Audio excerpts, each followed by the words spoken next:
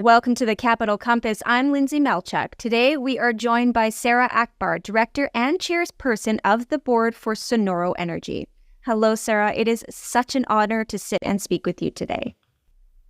Well, it's my absolute pleasure. And, I'm really looking forward to giving the investors some clues about what's happening with Sonoro and what's happening with the oil and gas. Absolutely. So I recently did sit with Greg Renwick, who spoke very highly of you and your experiences. So can you tell us a little bit about your background and your journey that led you to becoming Director and Chairperson for Sonoro? Right. So I started my career as a petroleum engineer. I was the first female field engineer in Kuwait back in 1981. And I worked for 10 years as a field engineer. I loved every single minute of it. I worked onshore, offshore, and I loved, like I said, every single minute. Then we had the invasion, as you remember, in 1990. And we had, after the Iraqis left Kuwait, we had 735 wells on fire. And we created our own firefighting team. And I became an oil well firefighter. And that's my claim to fame, as a matter of fact, because my team, we put 42 wells, of those 735 off. So. And after that, I was promoted in various positions, but I really pride myself as being a very good engineer, an oil and gas engineer. And then in 2005, I actually created the first upstream oil and gas private company in the region, and it was super successful. We discovered field in Iraq, which was like 3 billion barrels. And in 2017, we sold the company to a Chinese company that acquired it, and it was a very good kind of deal that we got. With that, and with that company, we had assets in Egypt, and Iraq, and Oman, in Yemen, Russia, and Ukraine, and we were producing about 50,000 barrels a day, and we had about 800 million barrels of 2P reserves. So we grew the company from zero to that in 10 years' time, and then we sold it. Currently, I'm the partner for OilServe in Kuwait, and I look after Kuwait and Iraq. And I'm very passionate about the business in Iraq because Iraq is the one country in the world where you have huge potential for both development of fields and exploration. As a matter of fact, in Iraq, they have already discovered something like 80 different fields, but currently they're producing, the developed fields to their potential is no more like 30 fields, and the rest are actually in the process of either being developed or they are waiting for people to come and take them and develop them. And in the same time, I think almost only 20% of the total land in Iraq has been covered with any kind of 3D or 2D size. So the exploration potential is huge as well. And that's, again, an opportunity. And recently, the Iraqi oil minister was actually in Washington and Houston trying to invite American companies to come and explore for oil and gas in Iraq, because as a matter of fact, in the last 10 years, what happened is when the Iraqi upstream opened up, most of the companies that actually came in were Chinese companies.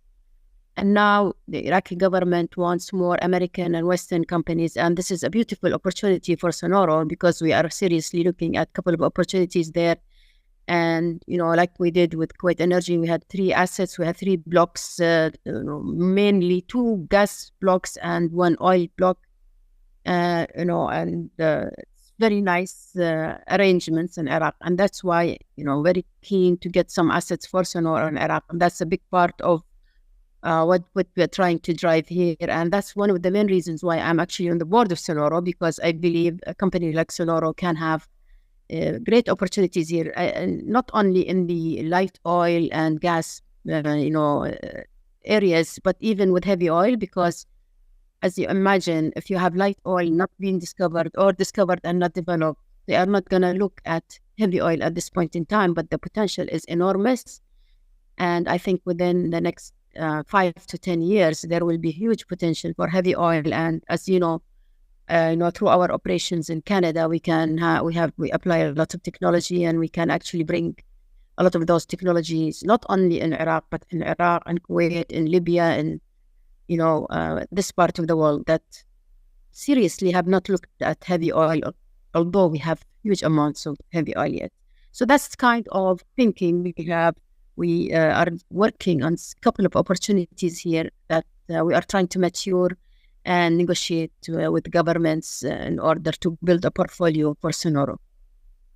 Sara, I mean, this is fascinating. Now, I know that you and yourself and Greg, the new CEO of Sonoro, have worked together in the Middle East in the past. So let's talk about your experience working with Greg. Correct. So I knew Greg when I was working as a business development manager at Kufbek, and Greg was a person, he never got it wrong. This is what amazed me. Exploration, sometimes, the success rate in exploration is not internationally, it's about 35%. But with Greg, it's always 90%.